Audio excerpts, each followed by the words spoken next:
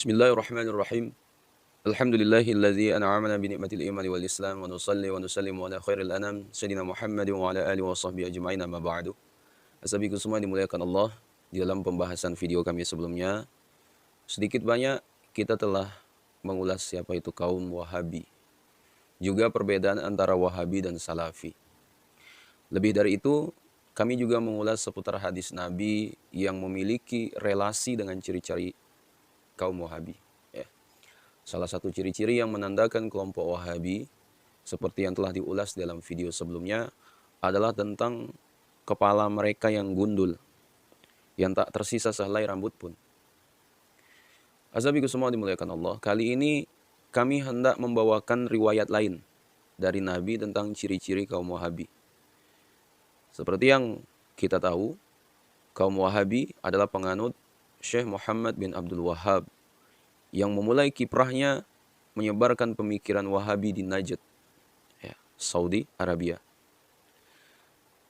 Hadis berikut ini punya kaitan dengan Najd, sebuah tempat di mana pemikiran Wahabi disebarkan untuk kali pertama.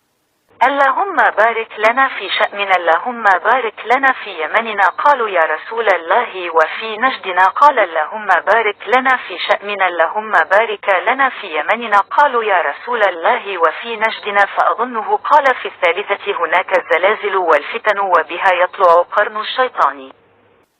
اللهم بارك لنا في شأننا اللهم بارك لنا في يماننا قالوا يا رسول الله وفي نجدنا قال اللهم بارك لنا في شأننا اللهم بارك لنا في يماننا قالوا يا رسول الله وفي نجدنا فأظنه قال في الثالثة هناك الزلازل والفتن وبها يطلع قرن الشيطان. Diriwayatkan dari Ali bin Abdullah, Rasulullah SAW berkata, Ya Allah, berkahilah kami yang berada di Syam, Syria. Ya Allah, berkahilah kami yang di Yaman. Mereka berkata, wahai Rasulullah, berkahi juga kami yang di Najd.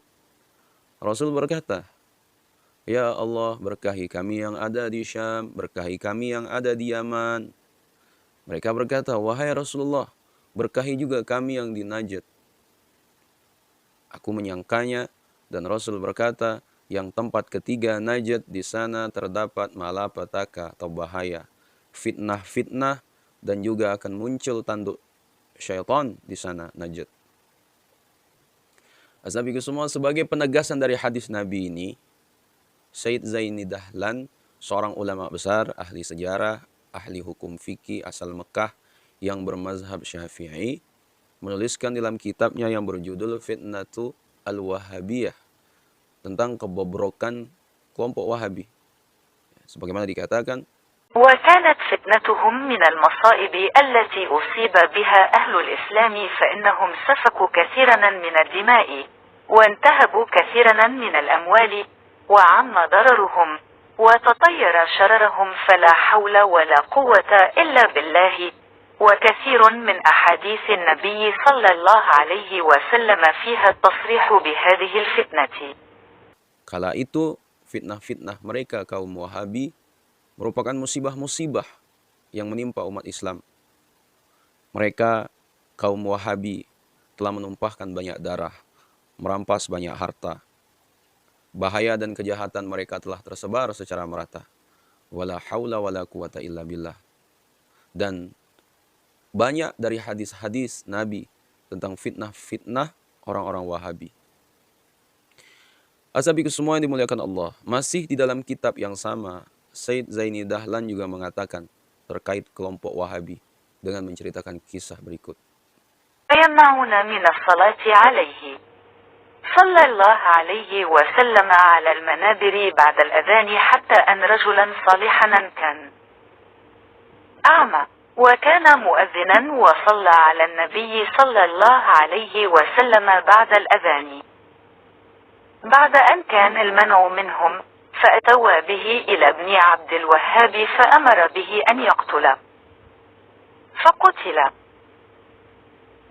Mereka, kelompok Wahabi, melarang bersolawat kepada Nabi Muhammad SAW di atas mimbar-mimbar setelah dikumandangkannya azan. Ketika itu ada seorang lelaki soleh yang buta.